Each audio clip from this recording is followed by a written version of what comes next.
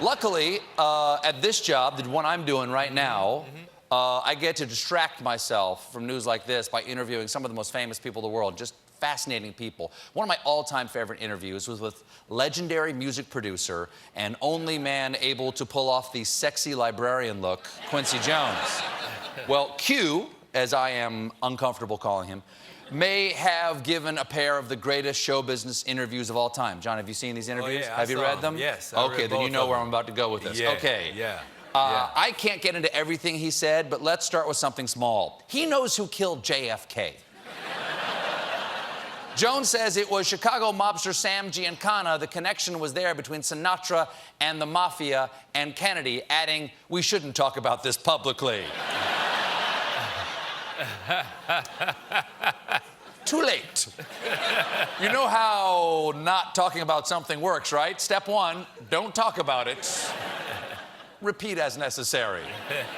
But strangely, who killed the president was one of the less explosive details. For instance, when asked about Michael Jackson, Q said, "I hate to get into this publicly, but Michael stole a lot of stuff. He stole a lot of songs." Wow.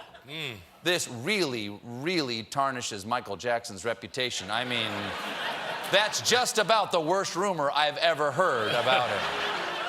He also dishes on Michael Jackson's rivalry with Prince. Did you hear about this? Yeah. This is alarming. I know. So he said this when he's talking about Prince, claiming that after Michael Jackson had upstaged Prince at a James Brown concert, the purple one waited in the limousine to try to run over him and LaToya and his mother.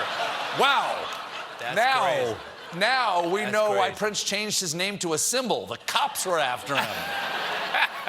And that's still not the bombshell. Jones also spilled the tea on his relationship with our president. "I used to hang out with him. He's a crazy mother, limited mentally, a megalomaniac, narcissistic. I can't stand him." Adding, "I used to date Ivanka, you know."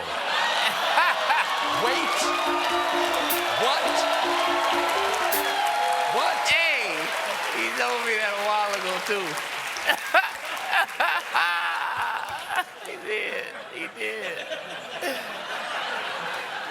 did. Limited mentally, a megalomaniac, narcissistic, that checks out. He definitely knew the cat. But he dated Ivanka? He's 49 years older than she is. An old man shouldn't want to date somebody that young.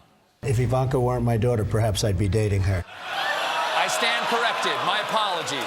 I did not know. I did not know that was appropriate.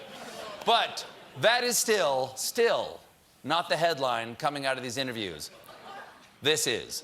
Quincy Jones claimed that Marlon Brando had sex with Richard Pryor and Marvin Gaye. The only thing I can say to that is, what's going on? What's going on? What's going on? Ooh, what's going on? Now, thank you very much. Thank you very much. Bread. You gotta get the bread. Jones says that Marlon Brando also slept with author James Baldwin, adding that Brando would, quote, anything. He mailbox.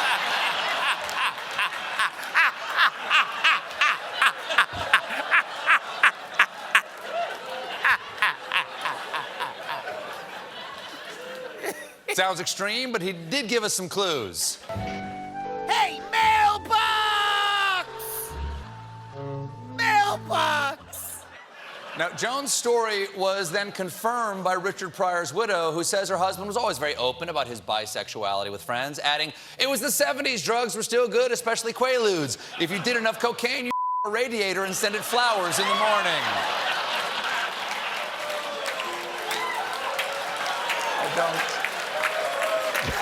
Hey, I'm so sorry, John. I'm so sorry. A radiator, wow. I hope the mailbox didn't find out. We got a great show for you tonight.